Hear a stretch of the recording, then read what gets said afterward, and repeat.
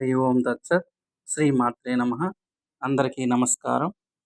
ఈరోజు ఈ వీడియోలో శ్రీ లలిత దివ్య రహస్య సహస్రనామ స్తోత్రంలోని 87వ నామం అయినటువంటి శక్తి కోటైకతాపన్న కట్యాధో భాగధారిణి అనే మంత్రమునకు అర్థమేమనగా, శక్తి కోట అనగా శక్తి కూటముతో ఏకత్వమును ఆపన్న పొందిన కటి ప్రదేశం యొక్క అధోభాగం అనగా క్రింది భాగం ధారిణి ధరించినట్టిది.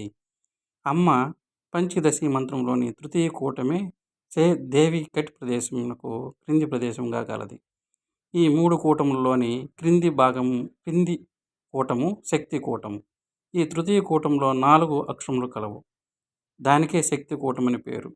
సృజనాత్మక శక్తులు ఉండుటచే శక్తి కూటమని పేరు కలిగినట్లు చెప్పబడుతుంది. సా, క, ల, హ్రీం ఇవి పంచదశిలోని శక్తి కూటంలోని 4 అక్షరములు.